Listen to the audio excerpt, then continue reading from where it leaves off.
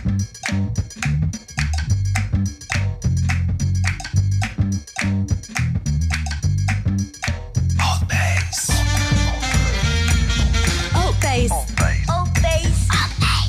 ALTBAYS.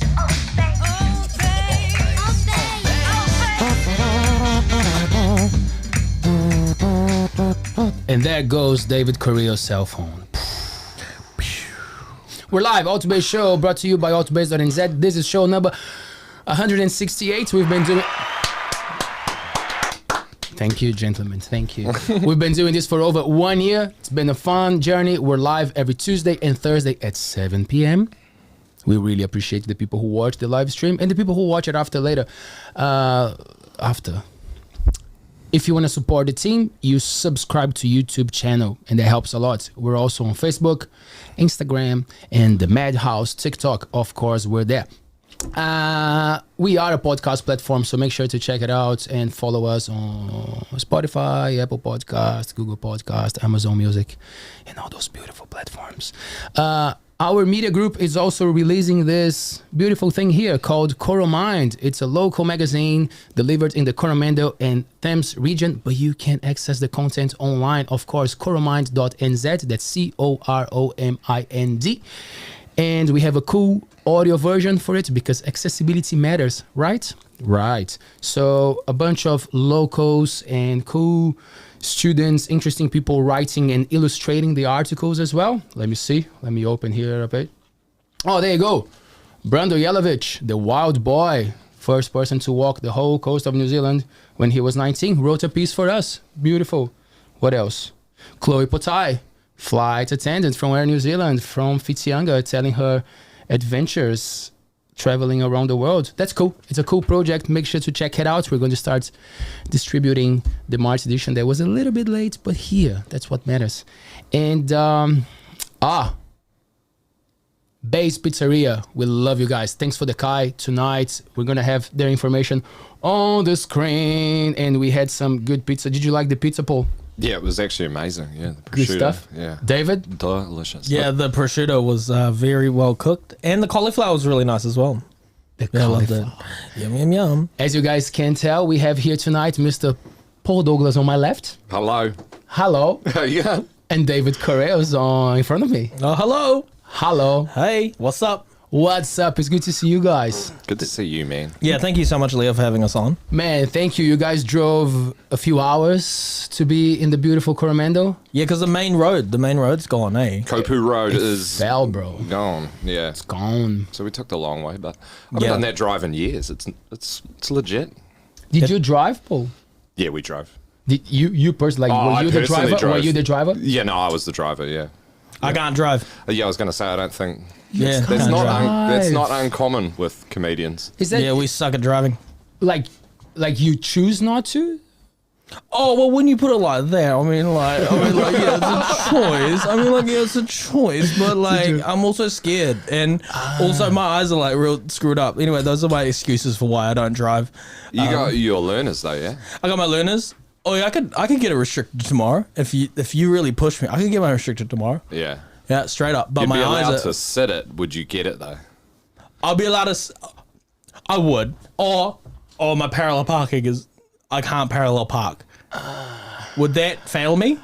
That was almost like you do. It would fail you, but it almost never comes up.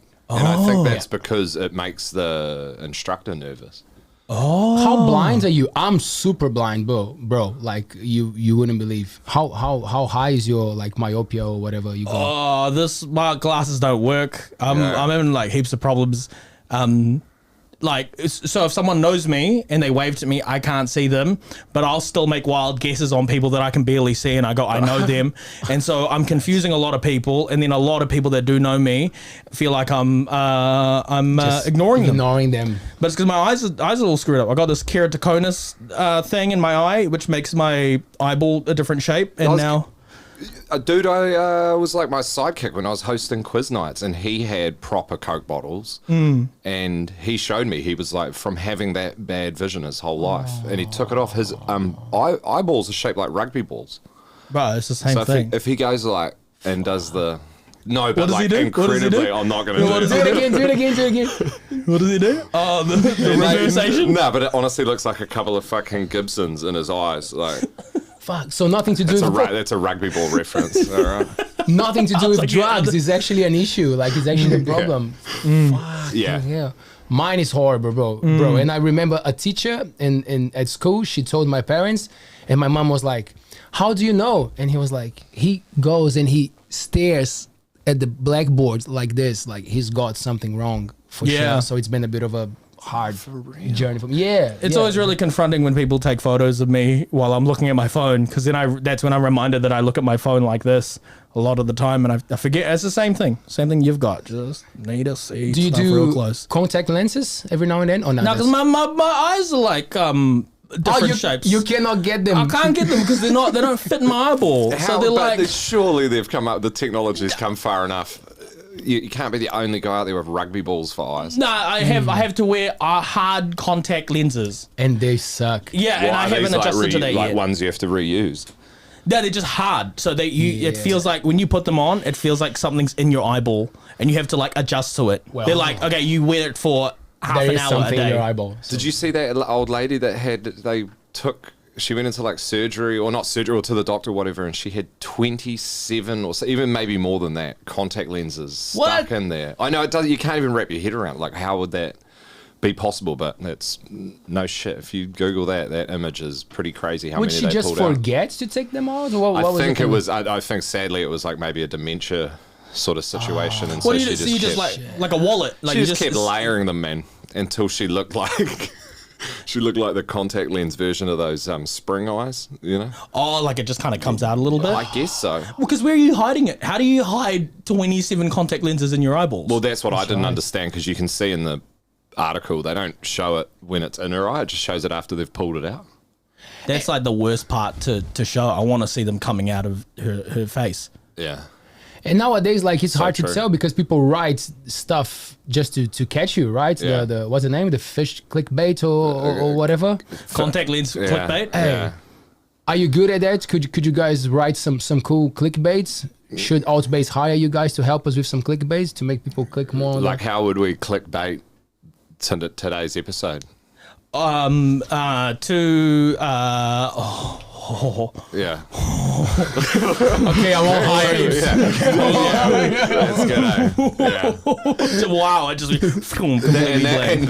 This is coming from a guy who cancelled a improv show to come do comedy at Whiringa. Right. Okay. No, it makes stop. sense now. Yeah.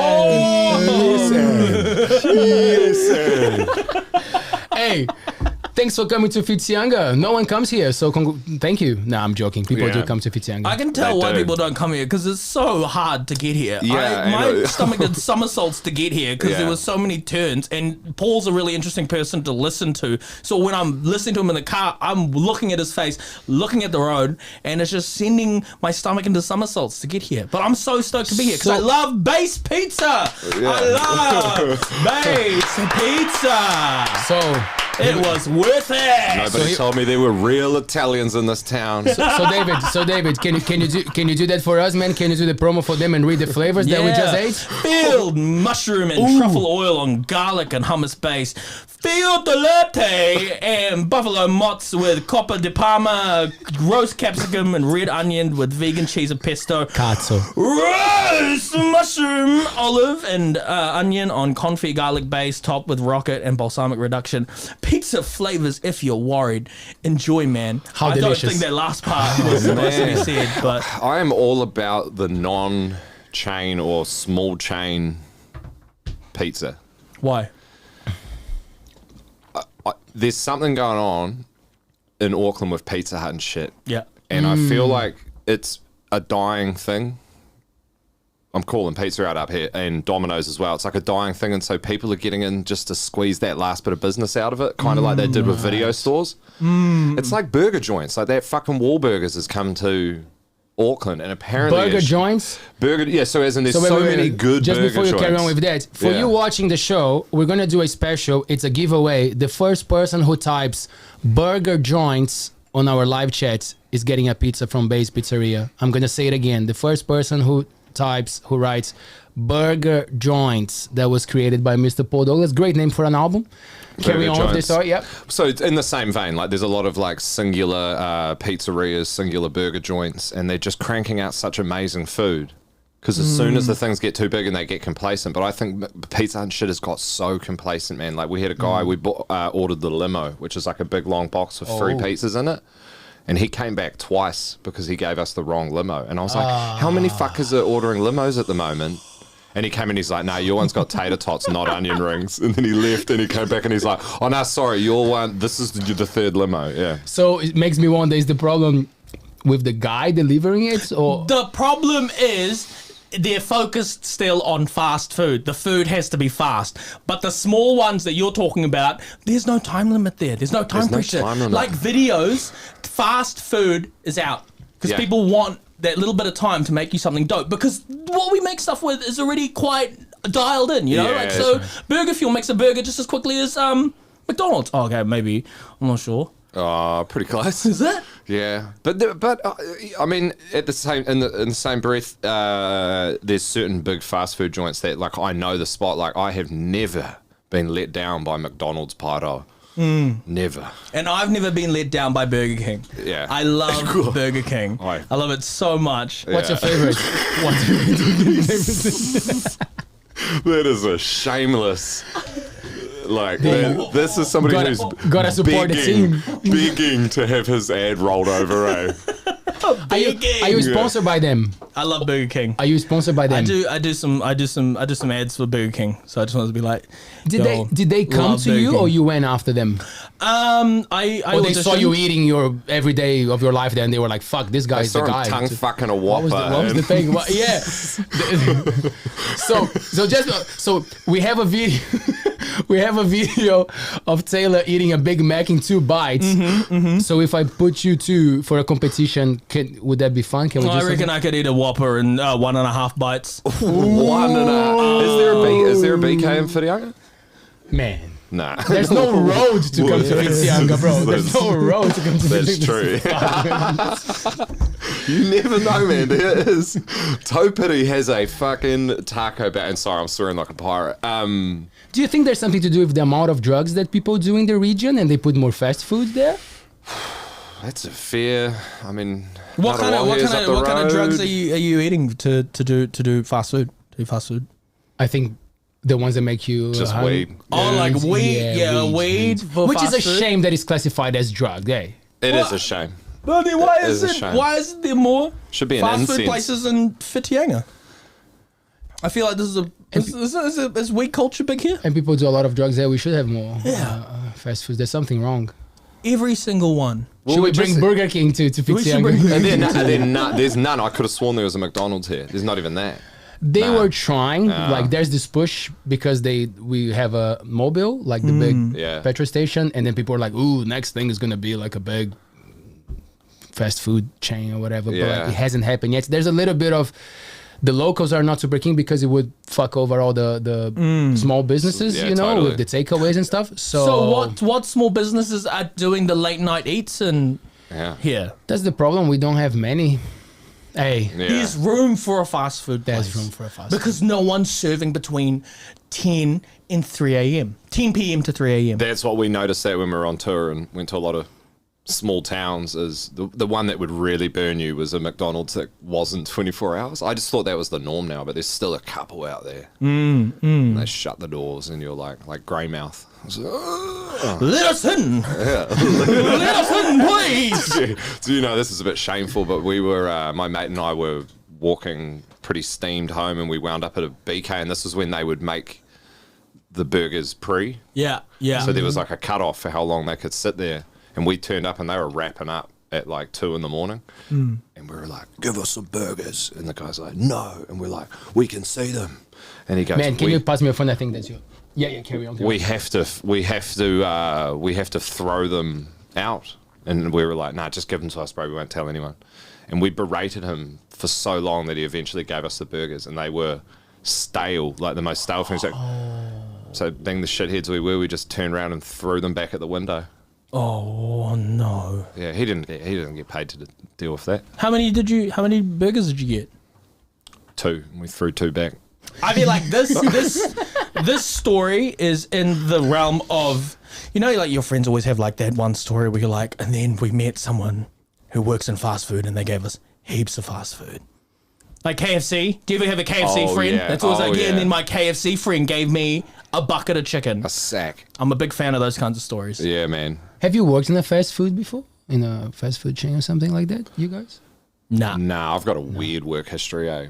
Yeah. What's your work? Here we go. What's your weird Nice. work history? Sounds appealing. Paul. You know, first, I think I started, you know, doing odd jobs when I was like 13, 14, 15. That's like painting fences for your mate's dad. That's not that odd. And then I was an after school caregiver from 15 to 17. Did Camp America, but between doing Camp America, I would come back and be a paper pusher at the Hamilton District Court. What's a paper pusher do? Oh, I was just doing real paper, like folding printed letters. Like you've got no power. So not delivering them. Yeah, and then later on down the line, I actually became more official, so I had like power to go into Would you chuck a big pile of stuff? Totally, and just fold letters and shit like that, and do and then and do some like chasing people down for their fines and stuff, which was hilarious because these people know that they're talking to quite a young dude, and they'd just start berating me, and I would start laughing at them, and it would just make it worse. Did you have a script so you could like kind of? No, Come on, man, You fuck. could kind of go off. They had a real customers always wrong mentality there for a while. Nice, you know? that's awesome. Usually, Yeah, well, and no, but then they switched it around because they were like, well, people don't want to like approach us anymore because you just get berated for not paying your fines. And then they switched it, and it, you know, came. But yeah, I did camp counselor, been a ski instructor. What else have I done? What else have you done, Paul? Seafood delivery, You delivered seafood from the ocean? Did you pick it up? straight from the ocean. Bro. Wow. Just straight from my hands to the kitchen. You hand delivered it. have you ever hand caught it. hand caught it? have you ever felt bad Wow. for doing that because of the animals? Would never cross your mind. Nah, never, man. We used to get on a Friday. It was like a seafood place, and then we'd deliver it to the restaurants. And it was, never felt bad. But I think, and then my last job before going full-time comedy was a deputy registrar at the court. So because I'd paper push there, and then I tried finding a job at uni, couldn't find anything. Well, with my degree, that is. And then so I was like, all right, I'll go back to the court. And all of a sudden, I'm like a 24-year-old guy that's going into the courtroom to talk to the judge, and I would do fines court, and you'd have to wear a suit in front of the judge and a tie. Right. So they just had this old wardrobe full of old blazers, and I would just go and pick one. But these blazers went back to like the 70s. There's some hilarious blazers in there. And so what I did is each time I would go into court, because you'd be put on a week, so 5 days in a row I'd have to go into court and speak to the same judge. Each day I'd put on a bigger suit jacket until the final day I looked like David Byrne, and like You were like a reverse babushka doll. yeah, or for you modern day hip kids, I believe what's that what's the dude with the bowl cut? Oliver Tree. Oliver Tree has a big suit in his music video. That's what I Miss look like you. by then. And the best part is I swear there were people there like turning up to court for something minor, and they were strung out, and they were seeing me walk in, and they were like, is that guy got a little head or a big body? They couldn't figure it out. And your head's huge, dude. Yeah, and I'm having to be like, Your Honor, and he's looking. I could see by the fucking Friday he was like, come on, man. They must have been some big suits. Huge suits. Some big suits to make your head look small. This is true. Yeah. What's your job history, bro? What were some of the jobs that David had? Oh, for someone that didn't drive cars, I washed cars. I was a car washer for a couple of summers. Would you steal the coins from the cup that people leave by the zoo? Oh, no, I worked for a car yard. I was hired by a car yard to clean the cars in the car yard. Oh, like used ones that got brought in Yeah. to turn them around. Yeah. So I came in and I'd Not clean them people every stuff, couple of right. days. Yeah. I had a steady stream coming in. What's the worst thing you did to a car? Here we go. Here we go. What's the worst thing you did? Did you masturbate in any of them? No. Paul. God, please. Paul. I'm smarter than that. He's thinking. Which There were so many bad things that he did. He's like trying to think which was his favorite car to wank it. Oh, the leather was really good in that car. That I can't even name cars because cars don't mean anything to me. No. But I like that. I'm the same. yeah, I wish I could I wish I could tell you all the dirty, stinky Please things do. I did to a car. One. Say one.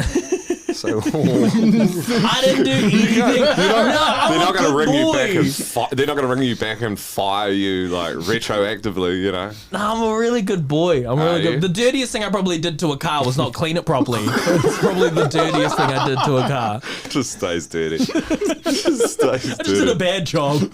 I got for my brother-in-law was working at a Ford dealership, and then they had like a detailing side where you could come in and get your car you already own cleaned and detailed. And I hadn't drunk for months, and then went to a Flippy Cup tournament. So I signed the contract on Friday. I did one day on the did the one day on the Friday, signed the contract, and then went out that weekend, played a Flippy Cup tournament. Went to go for a piss outside this fence. Thought I'd locked myself out. Tried climbing the fence, slipped, basically snapped my ankle, and then never went back. Oh my goodness. So I never got to get into the nitty gritty. But I definitely saw a couple of cars I wanted to have Lincolns.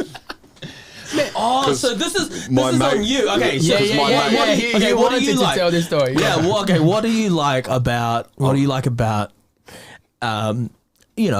servicing yourself in the back of a car? No.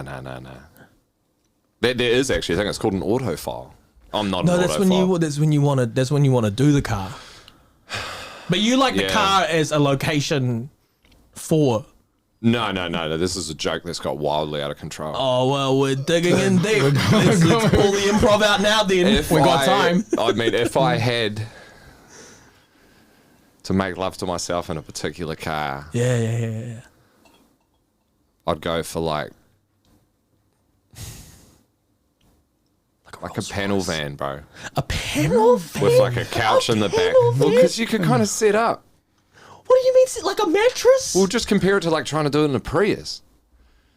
Why are those your two options? I mean, I suppose you go for like you're thinking like a nice Bentley or a Yeah, like a Bentley or like a or like a Subaru. yeah. I don't even know. Or a Tesla.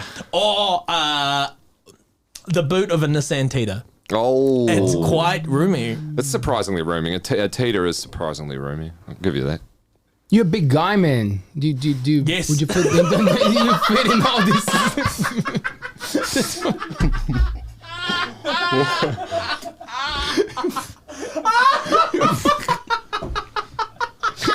Yeah, what's up? What's up? Oh man. Man, you were a weightlifter. Yeah. What yeah. the fuck? Yeah. What happened? Why you stop doing that? Because it makes no money. Yeah. There's In comedy? there's no money You in just New get Zealand to be sport. on one news sport, maybe. If you lift weights. No judgment. I love that. It is easier to get on the news for lifting weights if you're changing gender than it is to actually lift the weights. That got more attention. That I shows you. love that. That shows you how hard it is to make money in weightlifting. What do you guys think about that? I don't want to talk about that. You don't want to talk about that? No, I don't want to talk about that. damn it. It is literally one of the trickiest. I don't want to talk Did you about sign a contract? He was like earlier, like, I don't reckon there's any topics I wouldn't want to talk about. Transgender weightlifting. that. I got no opinions on that.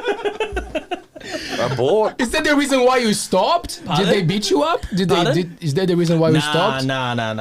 Nothing to do with that. I did a competition and snapped my ankle. Yeah, trying to lift. So and I was like, and I saw that snap as like, yeah, I'm out. I'm done. I'm done with this. And I think comedy was just starting out as well. And there's no money. There's no money in sport. And I mean, what's the goal? Like a gym, own a gym, and teach weightlifting to other people. I like weightlifting, but I don't get Oh, it's an cheated up by incredible it. feat. Like it's undeniably skillful, and you know, I've actually got a good story about his weightlifting when he was doing a show on Correos. It's not embarrassing. It's actually go. it G's you up if anything.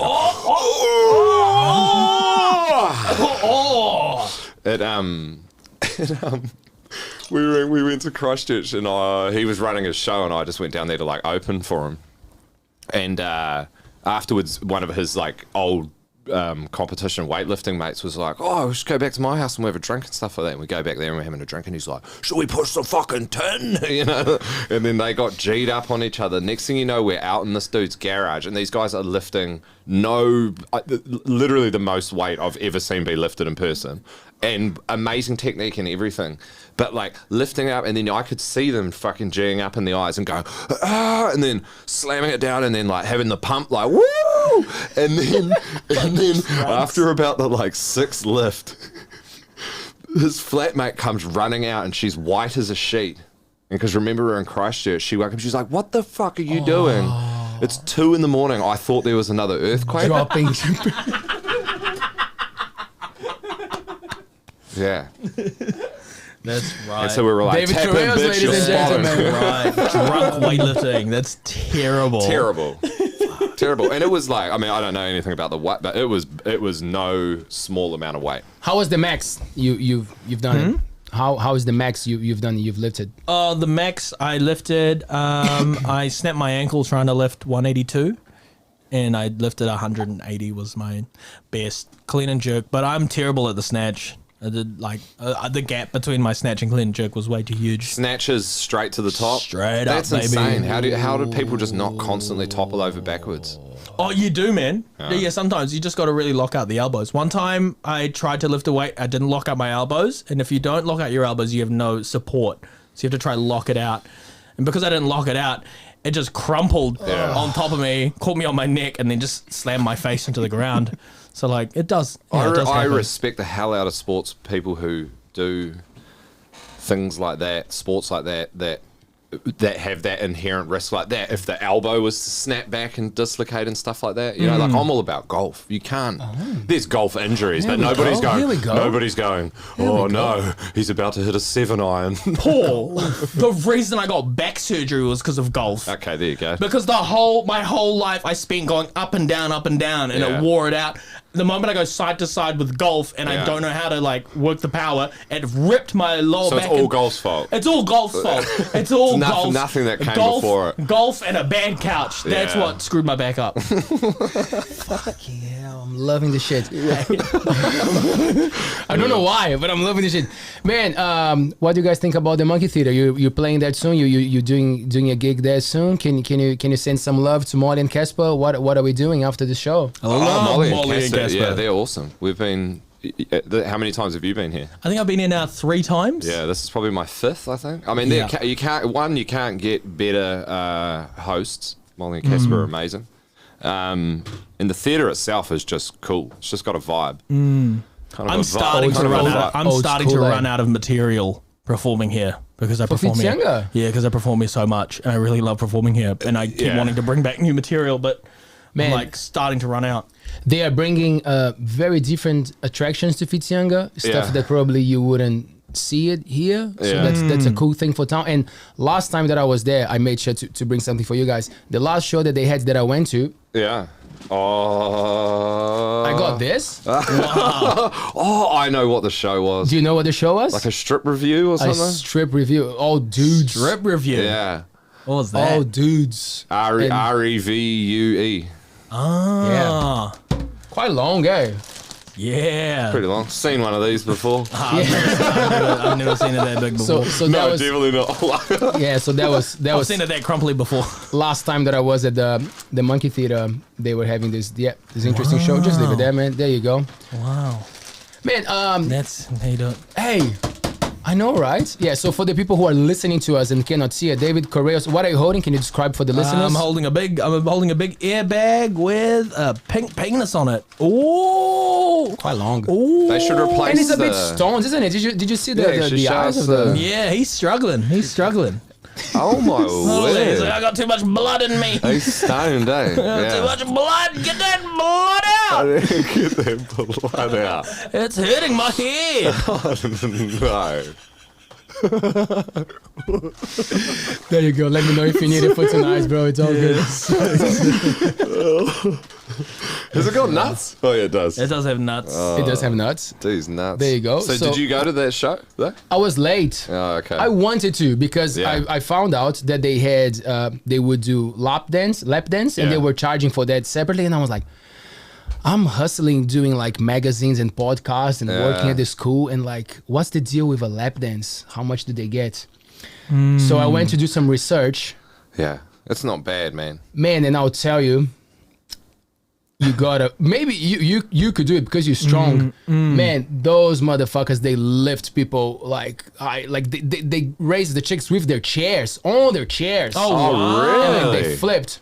Wow. Yeah, so it's quite physical. So I realized I could not do it, or I would have to man. charge like $2 or so just to. Yeah, It's like a 4D experience lap dance. I think chair moves as well. anything that's worth making money from, there's an amount of work that you don't see, and their one Couldn't is believe. Like lifting gym the chair. work. Yeah, gym work. couldn't believe. Probably like Upright rows.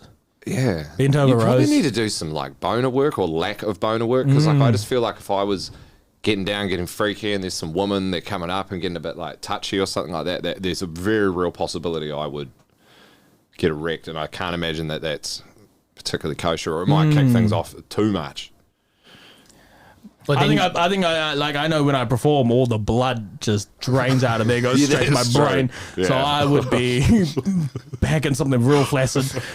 I'm kind of working this. I think I'd have to do more like blood work Where were they just to from? really relax. Auckland. True. Yeah, man.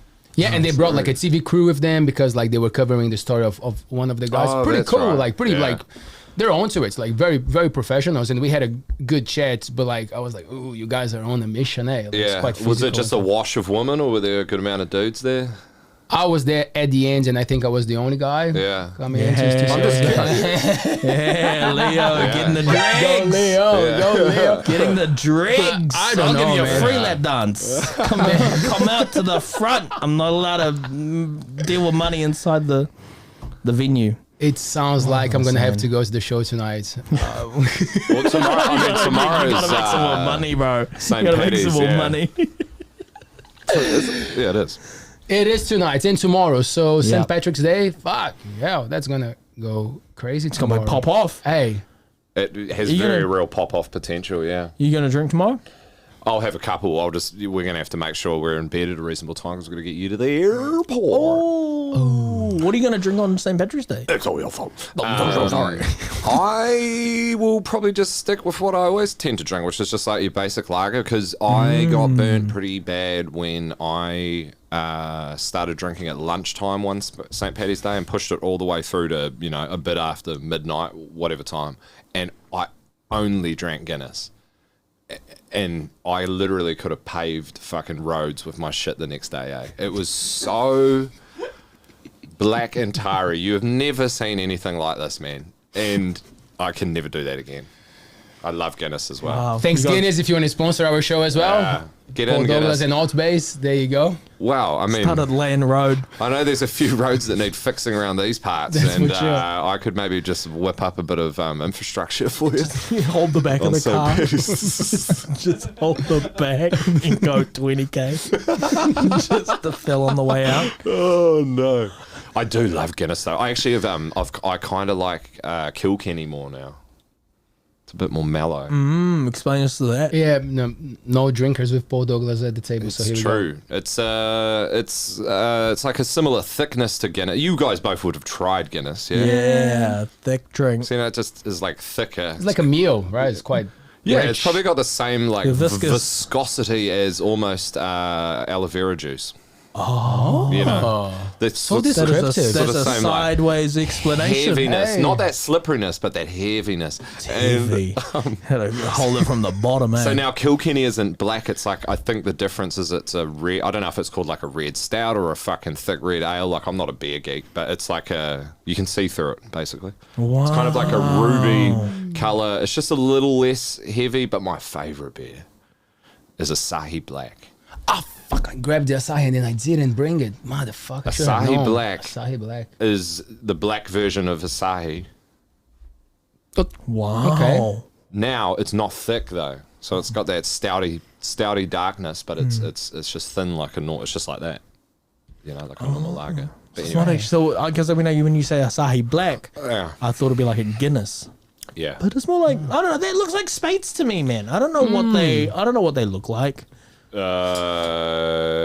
Yeah, I grew up drinking Waikato, and then I don't drink it anymore because it started giving me heartburn. If I drink a Line Red or a Spates, they're very similar to me. Waikato is quite different, and I can kind of see why people gave it shit when I was growing up. Wow. How old are you, David? I'm 30. Oh, Paul? 36. 36. Yeah. Leo, how old are you? 34. 34. So we got the whole. We're good. Yeah. We're good. Yeah. We're good. We're all in our 30s. Are you feeling that like the age on your back, you guys? Like are you? No, I had surgery, and after the surgery, my back feels so. You good? New. Yeah. What was the surgery? Golf. I told golf. No, but what? Like what? Like lower They back? snipped the bottom of my lower back off. What? The L5. They shaved it with a potato peeler. I saw it. You saw it? Yeah. Yeah, they did a live stream on Twitch. It was crazy. What? I told them. Did you actually? No. Oh, well, come on, man. No. Everything's on the internet. You can't play gullible with that, bro. Everything's on the internet. Sorry. Oh yeah, no, they just snipped a little bit off my L5 because it was pinching on a nerve. And after that, it's been great. I live life like I'm 25. Oh man, mentally, I mean that's a real comedian thing though, is like mentally I feel very young. But physically I'm all right because I just didn't I never really played like contact sports growing up. So any wear and tear on my body is from like a lack of movement. Yeah, I was about to say the same thing. All of my wear and tear is from laziness and not keeping on top of how I should have. I'd rather be sports sore than laziness sore because laziness sore feels like it never goes away. Yeah, man. I went to the physio because my meniscus was feeling a little average. I couldn't even like bend down to read my putts, and then I was like, this is no good. And then when I went to the physio and he was like testing, he's like, oh, it's a bit of a knock-on effect. And then he was getting me to do this thing with my leg and my hip. And he was like, yeah. And he started like beating around the bush about it. And he was like, that's the thing. He's just like, you're just really weak. You're just weak, man. That's all it is. You're weak. And so when you get injured by laying down for too long. Yeah. I had the same speech from my physio. He was like, your calves are big, but you're weak. Yeah. Look how much your toes are working when you're doing those raises. But I got jokes, son. I got jokes. This is strong. This is strong. My calves atrophy for my brain to get thicker. Yeah, my funny bone's been drinking milk. Yeah, I've been making micro tears in my micro breaks in my funny bone. Do you think it's part of their script? Maybe the physios have a script as well to call people weak so they don't heal and go back? People in their 30s. They're like, you're weak, that's why you're here. You're not at a sports physio, you're at an old people's physio. And you're 30. You shouldn't be here. No, my physio's a dude, man, and he actually fixed me, and he kind of opened my eyes up to, he gave me, on the first session, and I've never had this sort of physio, he was like, I'm going to give you some exercises, and I'm not just giving them to you for fun. Okay. If you do the exercises, I can say with quite a lot of confidence, I'll get you better. So I really took that to heart and did them the second time I started seeing him. Okay. And it worked, yeah. And I haven't had a problem with it since. Wow. Yeah. It's all about the physio speech. I didn't buy into my physio. My physio just laid it out that I was weak in my calves. Yeah. No, guess what? I guess I got to live with this. No, actually, no, that's not true. I walk with my front foot, my right foot inwards a little bit more because of my physio. Yeah. Like in a good way, or you've got like a club foot, or like they say that my foot goes outwards. I need to push it inwards. So now every time I kind of check myself, and I got to lift my knee. Don't overcorrect. Lifting the knee. Lifting the knee. Was it a woman, a female physio, or? No, I was a dude. I had a dude physio. Yeah. And he called you weak. Yeah. It was. Yeah, mine was a dude as well. Hey, took you weak. I think it's the script, and you know what? I think it's one of those like bring you to your lowest point so we can build you back up. Yeah. But it just hurt my feelings. Yeah. It doesn't sound supportive. It's not great. No, they didn't even give me a rap, which would be. I'll give a shout out to Limitless Physio in Avondale. Shout out. Yes. To Limitless Physio. He's legit. Let's bring him to the show. Should I bring you as a co-host when he comes? If he makes it over to Whirianga, man, he's a good dude. He's a good dude. He'd be interesting. He'd be interesting to talk to about. We'll fly him. Yeah. So you don't have to go through the road. Well, you it's guys pretty tried wild, to like- fly, right? But there was something with the flight. They didn't. Why work. didn't we fly, Paul? Why didn't we fly? Next time you're gonna fly. I kind of like driving, man. You enjoyed that drive? Yeah, but also like too much. There's too many gnarly stories. I just don't need to be in a fucking pencil plane at the moment. Right. What are the don't need that, gnarly am I? stories? I don't know. Are you afraid of flying? No, not at all. But No, you're allowed to say that you're afraid of flying. No, I'm not afraid of You flying. know, 'cause it sounds like you're afraid of flying. I thought honestly, like, there's something about when I look in your eyes that I'm like, if I'm gonna die on a fucking small plane, it will be Next with to you, David. bro. And then just like, and then I started thinking like, what would that look like? You and me going down. I reckon one of my last thoughts would be about seeing your boner once. You know what I mean? No, because that's not fair. Because when you're looking at me thinking that, I'm looking at you going, I respect this guy. I'm glad I'm dying with this guy because I love him so much. And you're thinking about my boner? Yeah. Nah, I'm joking. Aww. We'd probably hug. I'd give you. How would this go? I would give you. Do you guys want a hug? I'd reach Now? for his hand. I'd reach for your hand and That's I'd cool. grip it. That's cool. And I'd grip Do it that. so hard. I'd grip it so hard. And I'd be like, I'd be more like this. I'd be more like this. That's cool, man.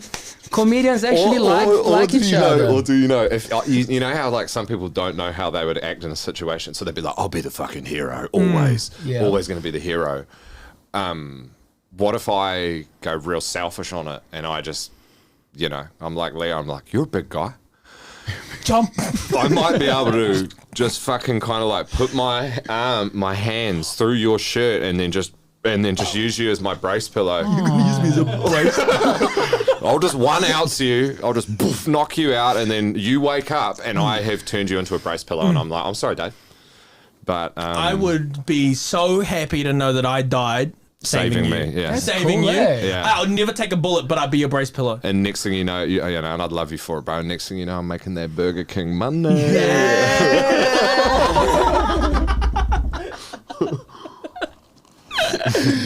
Shout out. There you go. Hey, comedians seem to like each other. Hey, there's not much competition unless they steal jokes and all that There's shit. some toxic shit that goes on in comedy scenes all around the world. I'll only speak for Auckland. I find it to be like pretty incredibly supportive, and the people that are like bickering and kind of complaining and bitching and shit behind other people's backs, I think ultimately aren't the ones that they're concentrating on the wrong thing. Like when you go to a gig and you're around a bunch of professionals, like there's no drama. There's like no little arguments happening, and it's just, but from what I understand, the older generation of comedians when they're coming up, a lot of them would say, oh no, we used to have, there'd be like arguments and there'd be like quite head-on-head competition. Right. But I think in this like day and age with however many like avenues there are to be a comedian, it doesn't feel like you're competing over ground as much. Yeah. Nah. But that's my impression. So like, I there's like one person I don't like in the New Zealand comedy industry. Oh, please name it. Yeah, name him. Brendan Lovegrove. Nah.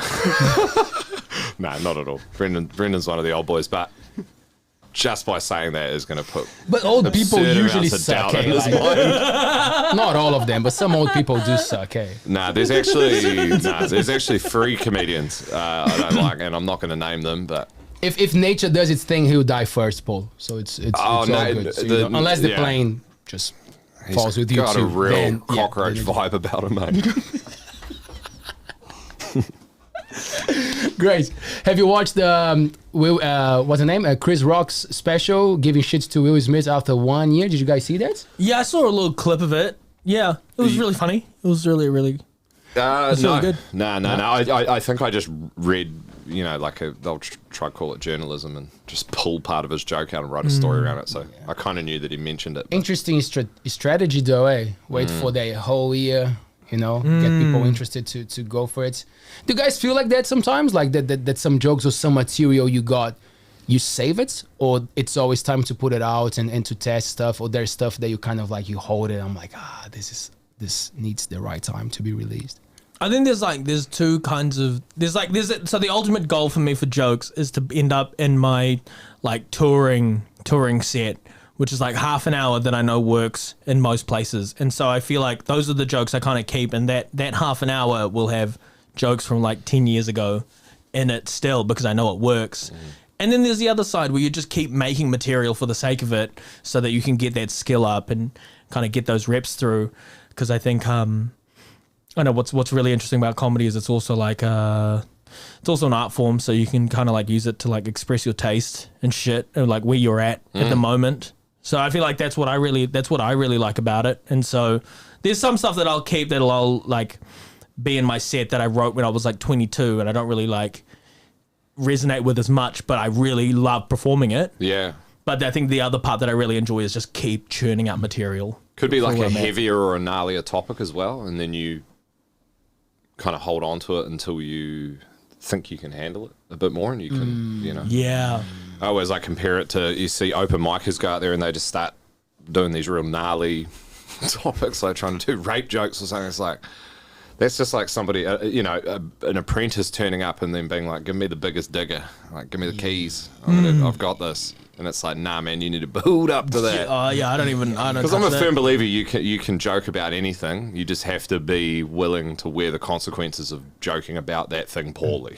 Yeah. And that happens, like, you know, that happens a lot. But as long as you frame your jokes well, you know, like it annoys me that whole people talking about like, oh, cancel culture and we can't say anything anymore. It's like, fuck off. You can say whatever you want. You just got to frame it. Yeah. It's like you just weren't framing it well because you are actually racist or like you are actually sexist. It's like as long as you put the argument on the right side, what comes after it, short of you know, you never say the N word, the F word, and so on and so forth. But short of that, you can kind of say what you want, provided that the argument has been set up and the audience are like, I know that the point he is making is against the topic.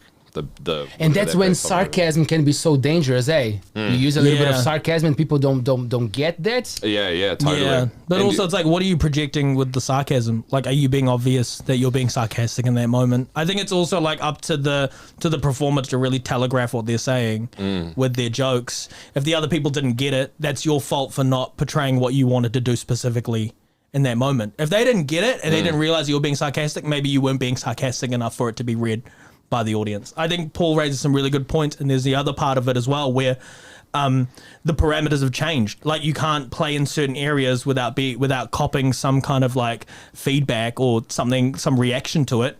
So it's like, well, okay, cool, don't talk about those topics, talk about other topics. That just means that the parameters have changed and you can talk about different things. And I think that's more interesting than trying to hammer home the same point that everyone else is trying to make and trying to crack the same topic of like talking about cancel culture and talking about like what you can't say. I was like, why are you still hammering that point? We could talk about anything else. Yeah. Well, that's exactly where, you know, still is one of my favorite comedians, Dave Chappelle. But I just straight up glazed over his special after. It's like he made the jokes about transsexuals. If he believes in it and that being a joke and he wants to tell it, just move on. Don't then make your next special half of it justifying the first one. Now you've defeated the purpose of being a comedian that says what he wants. So what, are you just going to, every time there's a backlash, you're going to go back and justify it? And because he's the one who's screaming out going, well, the people who are outraged, it's the small population. Well, why are you feeding into them? So I just thought that special that came after the one that got the bit of a rise out of people, I was just bored. I just want new topics. Just want new topics. It's kind of like, I think there's so many other places that are really interesting, and I guess because we get it so concentrated because we constantly are like surrounded by comedy. So I guess to like, I guess that's like I get bored. I feel like such a wanky fuck for saying it like that. Oh God! I'm watching comedy. Everyone else. Shut the fuck up, David. Jesus Christ! Shut the fuck up. Have some Pepsi, bro. Yeah, drink some Pepsi, dude. And drink some Pepsi. Yeah. You're maxing out.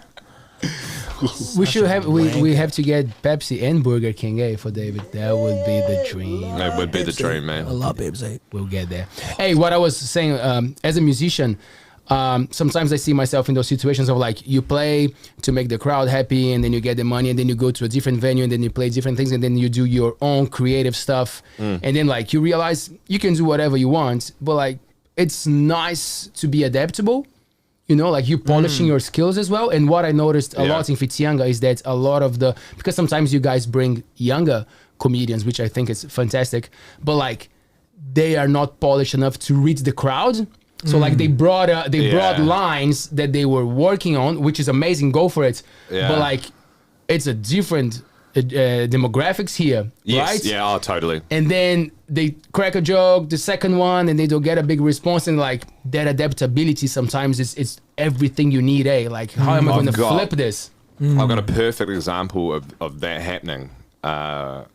Is I won't name her because she's awesome. She's an amazing comedian, and this was just one of those nights where you figure something out.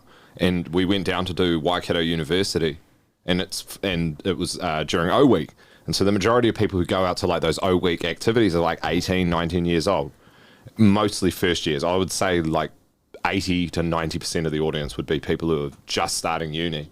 And so she got up there, and her performance was great, her jokes were great, but the problem was that she was talking about like, I'm such a whore, and like sex, and like, when did you first fuck somebody? And it's like, the audience just weren't going for it because they've just got to university and they're not going to like go, yeah, I'm a whore. She was like, who out here's a slut? It's just like, they're not going to admit it. And then, you know, so it's like, it's such a like identity building moment at university. So to like talk about those topics, they were even if they were relating or wanted to laugh, I think they didn't want to like show their cards because of the people who were around them. Yeah, it was weird. Do you guys feel like you get to a point like an old school great comedian that like he's just telling stories, like he's just going with the flow of the moment, or there's always some sort of preparation, there's always something that he wrote before, or there are guys that actually just rock up and this is me and I'm gonna tell you stories, you don't even prepare that much? Do comedians get to that level? Historically, there's, from what I know, there's two comedians who've done it, and it's Billy Connolly and Ross Noble. Yeah, doing like full just improv. Turn up and there's like a famous Billy Connolly story where his mate caught up with him in London, watched him do a 2-hour show, and they went out for a drink. And then he was like, oh, I'd come see you tomorrow, but I'll just be seeing the same stuff. And he's like, oh no, I'll guarantee you that the whole show tomorrow will be completely different. It was nearly a 2-hour show. And then, so the guy goes back the next night, and Billy was so good that he purposely started telling a joke that he knew he told the night before, and then pulled out of it, quickly referenced his mate as like a wink to him, and then moved on into another story, like as a like, fuck you, I told you. Wow. Yeah. Wow. I know Guy Montgomery did a year of, I think it was a year, of no prep. Like, what did he just roll up? Yeah, and he just would go with no material. Itai Ben Dom, who's I think is a really fantastic comic. Yeah, totally. Really focus on that skill of just coming up with material to talk on the moment. I think that's such a skill because you have to be so comfortable to be able to just free flow your ideas while also like kind of searching for gags. Well, you got to also, it took me a while to learn, but I realized like if you are trying to riff with the audience, the first thing that you say back to them doesn't have to be the best thing. Like you can build to it, you know. You can ask a couple of normal questions and that you get that information. Not everything you're saying has to be funny. Like spend a little time. What do you do for it? Yeah, obviously what do you do for a living is like the normal one. And then you kind of mine into the more unique parts, and then it kind of flows a bit better after that. But I think those comics that go up and they make it look like they have no material, or they go, I haven't prepared any material. They haven't prepared material, but they've been thinking for the past couple of weeks on the same topics, and they're not telling you that.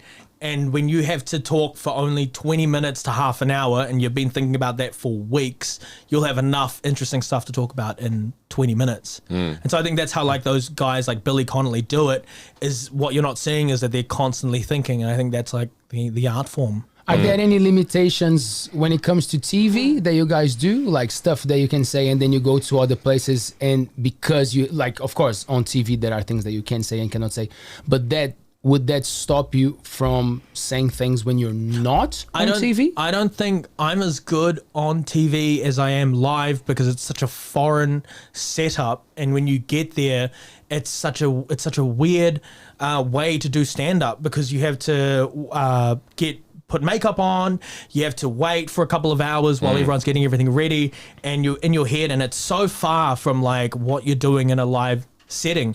And so by the time you're there and you feel all the lights and you have all these cameras in front of you and you have these people who are specifically here to watch you do comedy and know that they have to laugh to, you know, get it going, I feel like I'm not on the right headspace to really be like my best. And it's like, how can I do TV every week for stand-ups? I'll never be like good at it.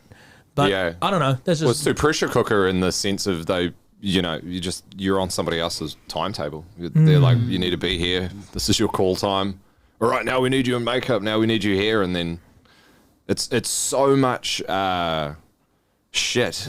Yeah, so much admin. For then being on stage for like not that long when you're up there. Whereas once you've done comedy for long enough and say like the comedy club in Auckland, you'll get shown your list of where you'll be on in the bill, so you know that like, I can just turn up at 8. And we've done it so 20 many minutes, times. and then now I'm on stage, do my 20 minutes, I get to hang out and relax, and it's just like, so it just means that the only intense part is physically getting on stage and then doing the jokes. Yeah, so TV just adds in all those other elements that you're just like, oh god. And it's so weird when you're watching stand up on TV, or because you're watching it as someone who's removed from the audience and who's getting like an outside almost eye to it. So there's no connection. The comic isn't directly talking to you, which I think is like the magic of live stand up, is when you're watching a comic just talk to you about it, and you're lost in whatever they're talking about. But with TV, it's just such an outside experience that your stuff has to be even more crafted and even more work has been put into it just for it to be that same level as what you watch live. And by saying that, that's what makes you known, because a lot of people will watch that and will go see you live as well, right? So you gotta nail it. Yeah. You gotta do it well. Yeah, and you only get one shot. When you do it in New Zealand, you only get one shot to nail it. But when people are making specials, they're recording it 5 times and they're performing it 250. Chris Rock, what was it? Bigger and Blacker performed that set over 250 times before we got actually like performing it for a special, which is like nuts. Yeah. Hey, we could be here for hours, but Easily. these 2 amazing gentlemen are performing at the Monkey House Theatre right now, soon, at I think 7ish, 8. Yeah, they start. So make sure to go to the Monkey House Theatre. If you cannot make it tonight, tomorrow, St. Patrick's Day. It's a beautiful venue here in Whitianga, and if you are watching us online, well, I hope you enjoy this show. Stupidly won the pizza, just to let you know. Stupidly got the pizza, my man. So we'll put your name down in Base Pizzeria, man. We'll send you a voucher, my brother. Smart, quick fingers online. Guys, thank you so much. Thanks for having us. Thank you for having us, Such Leo. a good time. That's Thank cool. you so much, Taylor. We'll bring you guys back for sure. Legend. Have fun tonight. Thank you. We'll be there. See you there. Thank you. I'll see you guys on Tuesday. See you. Peace.